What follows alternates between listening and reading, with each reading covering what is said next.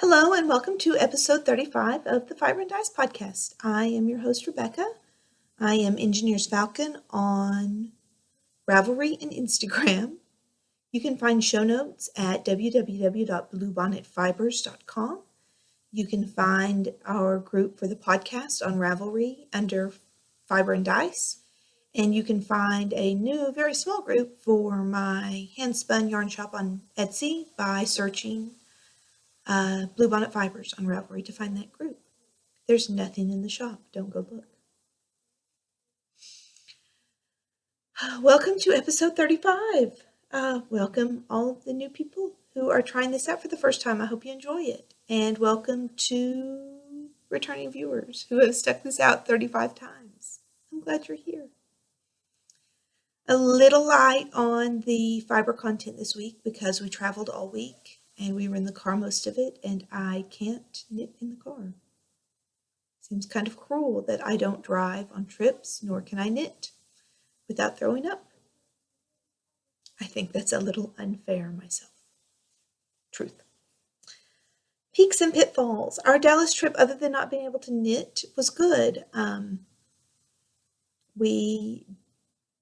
My daughter did the testing we were there for, and all the news was good, so we don't regret the trip, but we're glad that this will be the end of it and we don't have to do anything else. I am playing officially in the Harry Potter Knit and Crochet Cup as a not quite first year. So I'm not playing for points, but like I've officially announced that I'm going to do that. So I'm really excited.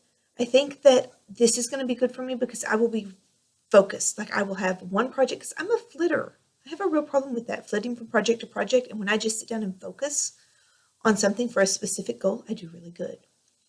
So I'm hoping to do detention projects to finish up my works in progress every month.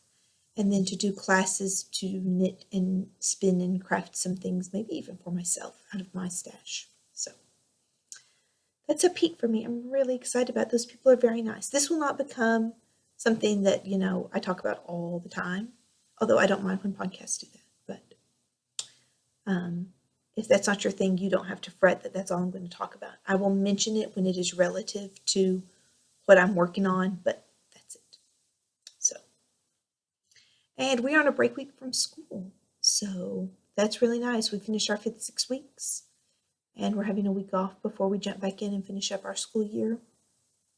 We changed curriculum right towards the end, so even our breaks from here on out, we'll probably have a little bit of school just so we can catch up, but not by any means full, long, hard days. But we actually want them to complete a couple courses in our new curriculum before they start junior high, because once they start junior high, there will be no going back and catching up. And so far, they're having fun, so they're up for a little extra work, which is always a blessing. Pitfalls. I started a scrap shawl with all my scraps, and I hadn't put a lot of work on it, so I shouldn't be this sad, but it's a modular, and there were about 3 or 4 pieces that I made on it. And I thought that they were in the big bag from storage. We put all our stuff in storage when we moved from Corpus. And when I went and got that bag out, it came out of storage earlier this month. Recently, that bag came out of storage. And so last night I sat down to go through it and find that and start really working on it because now I have piles of little bits and bobs I can't wait to put on it, and it's not in there.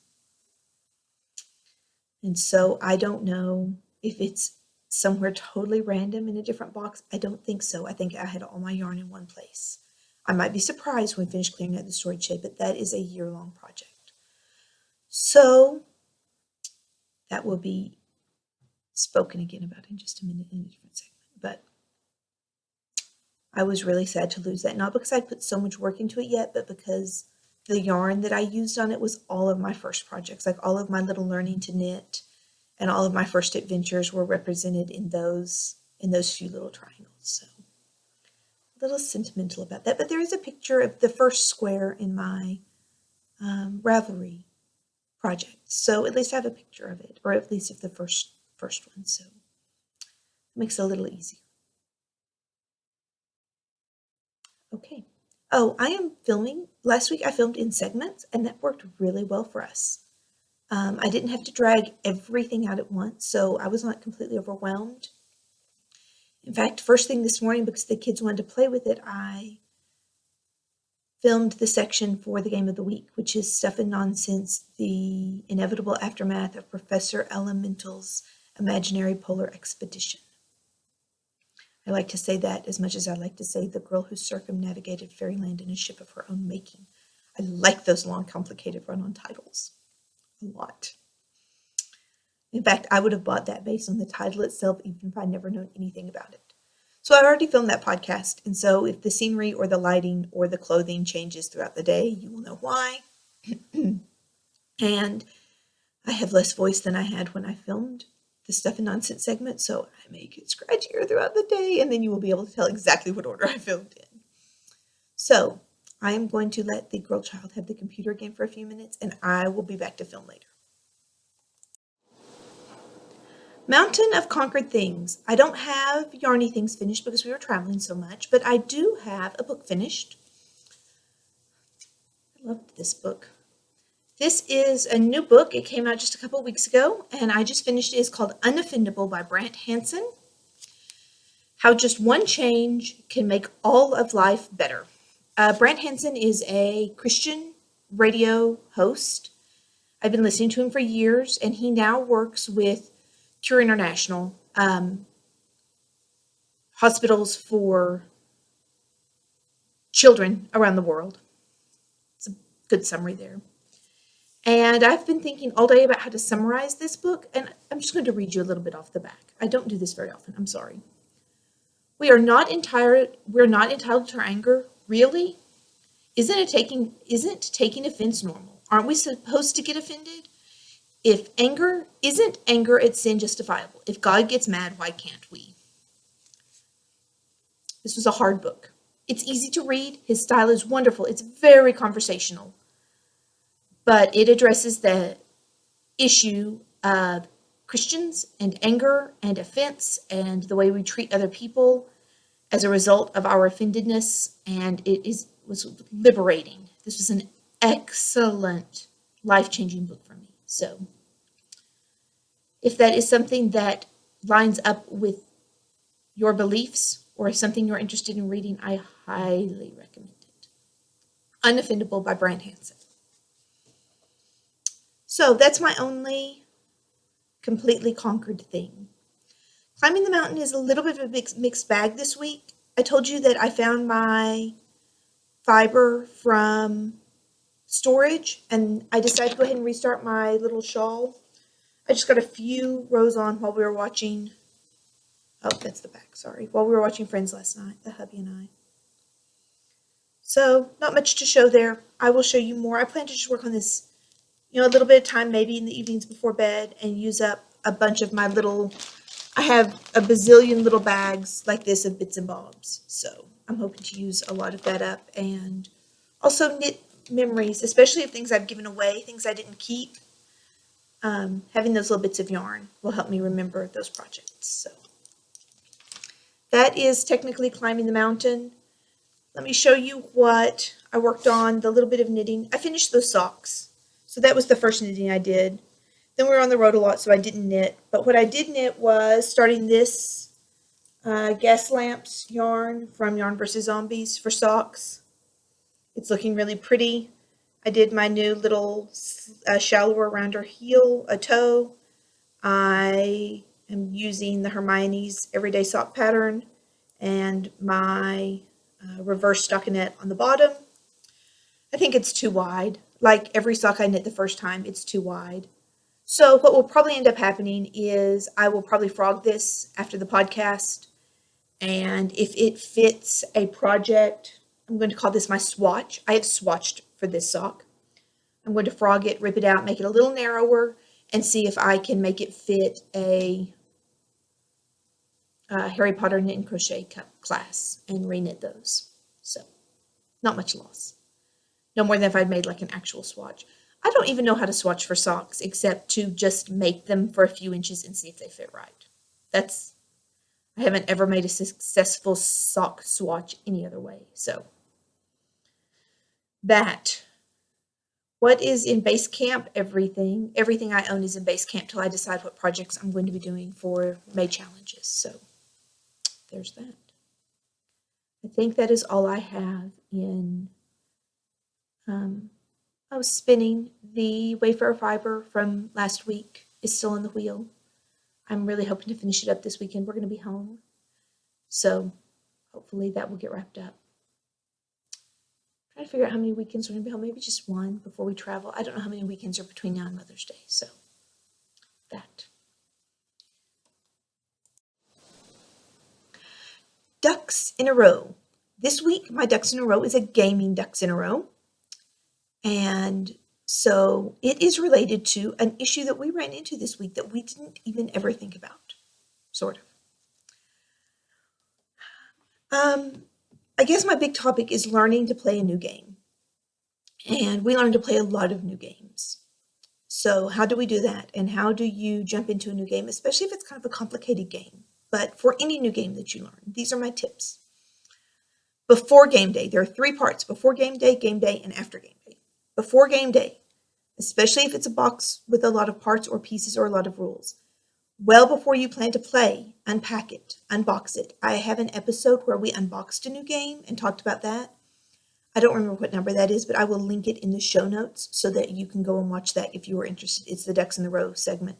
I think that's the first time that Charles was on the podcast. I think the engineer guest starred the first time then to help me hold all the pieces as I unboxed it. I'm not sure, but I think that is right. After you have unboxed it and sorted it, then you give whoever is the rules lawyer, the rule person in your group, the rules to read. Charles is that person for our family, and he usually at least a couple days in advance for a complicated game, and at least earlier in the evening on a simple game, will grab the rules and read through them.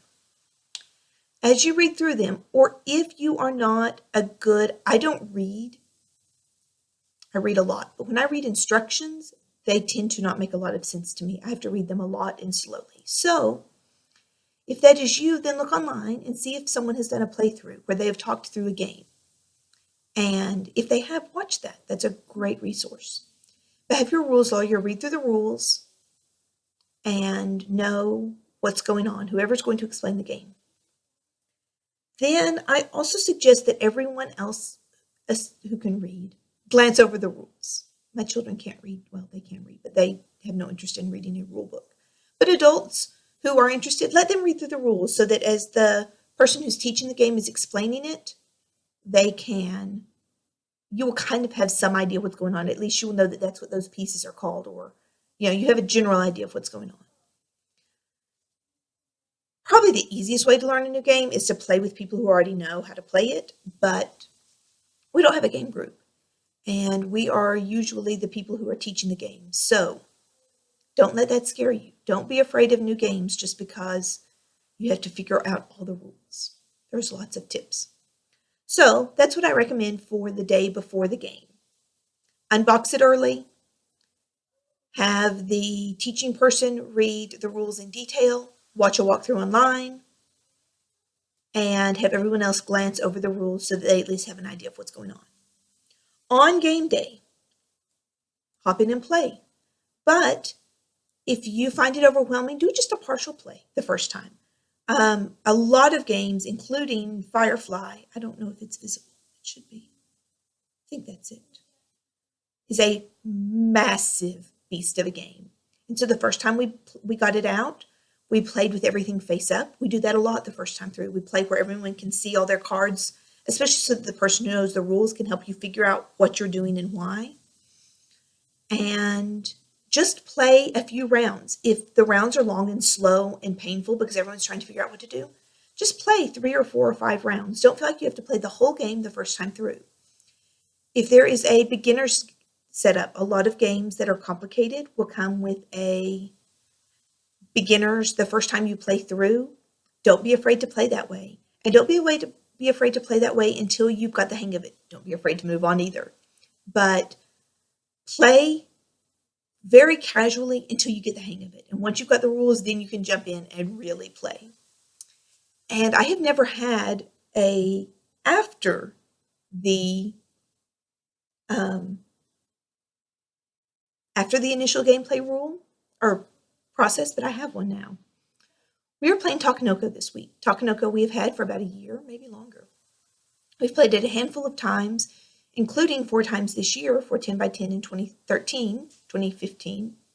I had a question, and so I pulled out the rules to find an answer to my question. And when I was looking for it, I found a rule that we had missed all along. When the gardener was watering spaces, we had only had him water the space he is on and not, growing bamboo in the space he's on.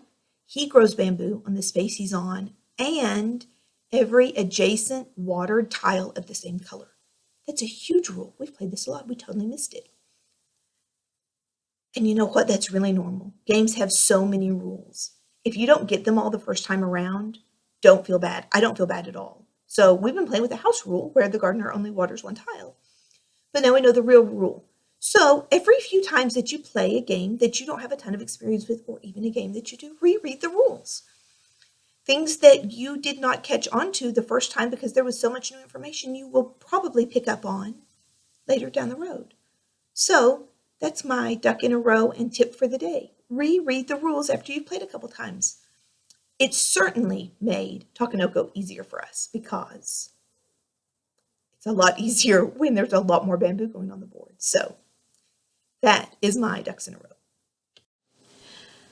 And now it's time for Gamerly News, where I talk about all the news things about gaming. Short and sweet this week. The only things we lack on our 10 by 10 in 2015 are D&D and Summoner Wars, so we'll probably play both of those this evening after dinner. We have nothing new on Kickstarter.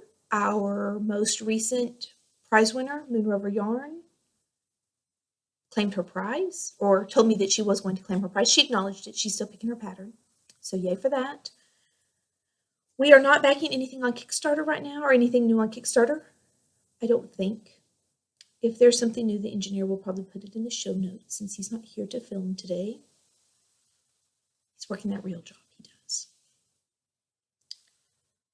And we have lots and lots of contests going on. If you are interested in being a part of any of those contests, join the group on Ravelry, Fiber and Dice group.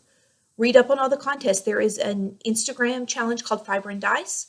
There's an Instagram challenge called Fiber and Dice 2x2, and there's an Instagram challenge called Fiber and Dice 10 by 10.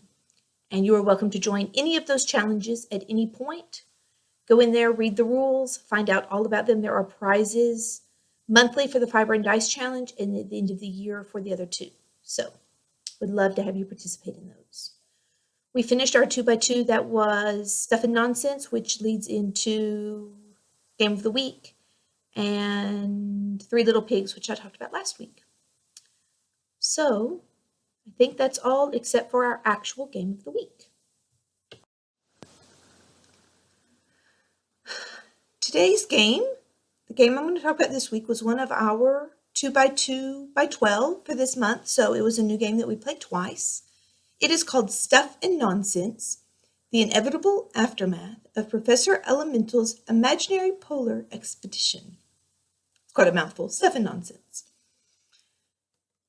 We backed this on Kickstarter, so we are just now seeing it pop up online. So it is out there to buy now, and we had a blast with this little game. It is for ages 12 plus, 2 to 6 players, 40 minutes, and it is a luck and skill game. There's a big chunk of luck in there. So, what is this silly sounding game all about? It is about silliness and fun. You are an adventurer, sort of. Actually, you and your friends are cowards who never leave the safety of London. Instead, you sneak around the outskirts of the city collecting evidence of your many imaginary adventures, far and wide across the globe. Then you return to the Adventurers Club and spin fantastic lies about the places you have never been. Professor Elemental might be impressed if he weren't so busy trying to stop you. So, the setup is very simple. You set up London. And I will show you the London cards. In this middle of London, you've got a market, and you just lay this card on the table. And right below it, you lay the Adventurers Club.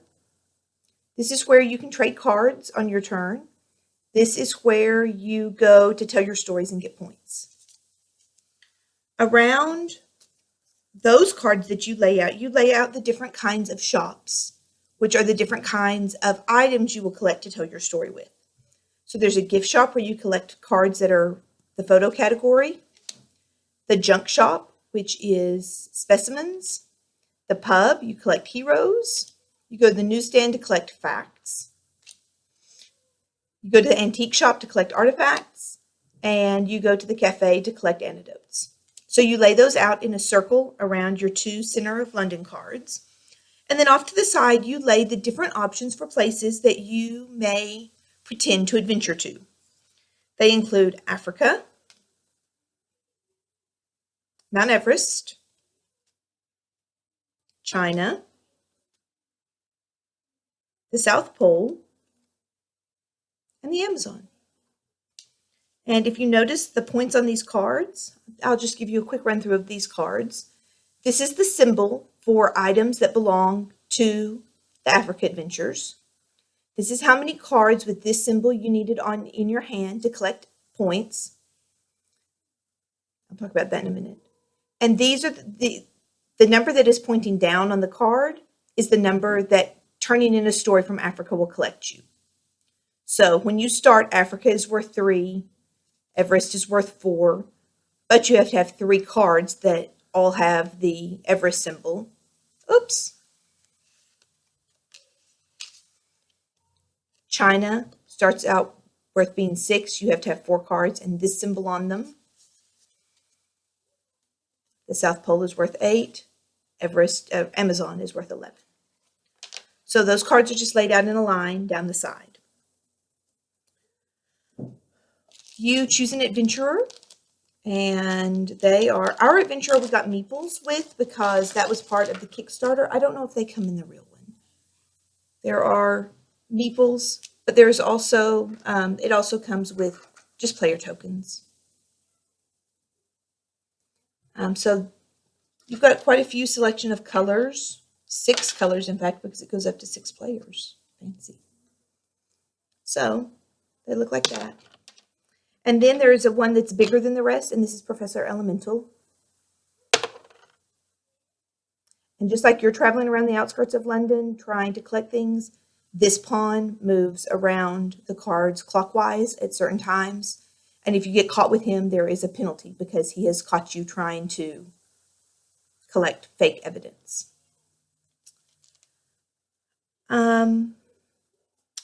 The different things you collect.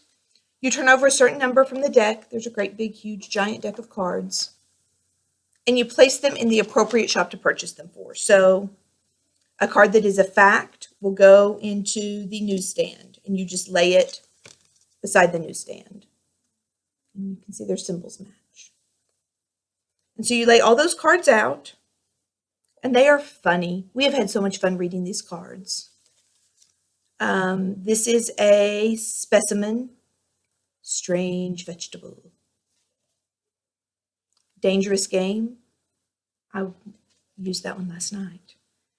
HMS Incidental. A photograph symbol. And one of the heroes, I played with this one last night too, the Mystery Woman.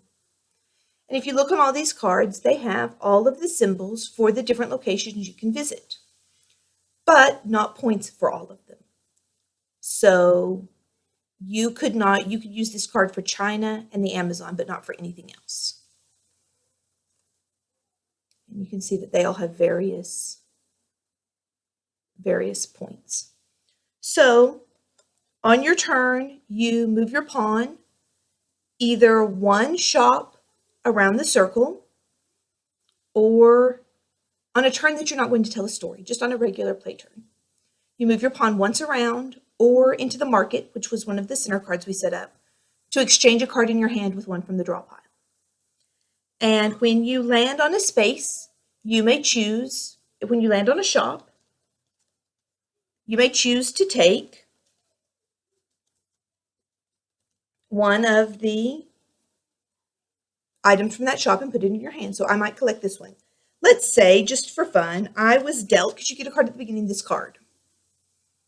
And my first place is to hop over to, get a pawn, hop over to the newsstand. So I hop over to the newsstand, and this card is there, so I pick it up and add it to my hand. So now I've got 2 cards in my hand. My person is sitting here in the news shop, and I draw another card to add back out to the shops so that we always have the same number of cards available. And I happen to draw this one. So I'm going to lay this in the gift shop for photography. And because it has an arrow on it, and we have fewer than 5 players, this number varies depending on the card, I'm going to move the professor from wherever he started 1 shop counterclockwise. So he periodically moves around the board hunting you down. So in this case, the engineer would go next because he's the person I'm playing with. He's the only person I've played this with yet. We've only played with 2, and it is way fun with 2. Good 2-player game. And my next turn comes around. And I notice that you only need 2 cards with the Africa symbol on them. And except that I mixed my cards up. Oh no, they're still here. Happen to have 2 cards in my hand with points by the Africa symbol. So if I want to snag some early points, I'm going to hop my little pawn over to the adventurer shop. Ta-da! And I'm going to score points. I'm going to turn these cards in, and it's way more fun if you, I don't think the rules say you have to tell a story, but it's way more fun if you have to make up a story that connects the cards in your hand. That's when we've had the most fun with this game. So I'm going to turn this card in for bonus points. For Africa is 3 because that's what's facing down. 4, 5, 6. So for turning the story in, I get 6 points. Then, because I visited Africa, we're going to turn it down 1 set of points. So if you're not the first person to visit there, there's a penalty. So now it's only worth 2 points. So being the first to a place has advantages. And the harder places even more so because the Amazon starts at 11, but then drops down to 8. So that's a lot of points for not visiting the Amazon first. So there's some strategy there of what you want to collect and how fast, because it takes much longer to collect 6 cards. Key point, those 6 cards all have to be from different shops. You can't have 6 cards of the same shop. In this case, I've got a fact and an artifact. I could not have 2 artifacts or 2 facts or 2 of anything else. They have to be different kinds of cards that have points for the symbol of the place you're visiting. So that. So this turns, I collect my points. So you need a scorecard. We keep score on dice. You move the professor. Anytime anyone successfully adventures, you move the professor 1 spot. And then you roll a 6-sided die. And whatever one lands up, this is how it helps balance the game. Let's say I rolled a 6. So I visited Africa, and we saw it go from 3 points down to 2. But I also rolled a 6, which is, here's the die, this is a 6. And so the Amazon goes up. So now the Amazon goes from 11 to 14 points. And you just keep playing. You go around collecting stuff. You run to the Adventurers Club. You turn points in. You play with the points on the bonus cards a little bit to keep it exciting. And the first person to hit a certain number of points in a 2-player game, it's 80, wins. And you laugh and giggle and make up silly stories and ridiculous lies all the way around. And the first time we played, I was really scared to run into the professor because there's a penalty. You either have to give up one of your cards in your hand, or you have to take you lose 1 point for every card in your hand if you don't give one up. So we have made an art. Oh, yeah, that's the Professor Meeple. That's the Professor Pawn. We have made an art of intentionally landing on the professor and bribing him with extra cards. And so I talk in this ridiculous accent that doesn't even make any sense at all. And Oh, Professor, blah, blah, blah, I found your lost journal. Aren't you excited? And while he's reading the journal, I sneak a card out of the shop and he never knows the difference. So, total nonsense, stuff and nonsense. I highly recommend it. It is way fun. It is not very long. It is not very complicated. So, Lord willing and the creek don't rise, I will see you guys again in May. Bye.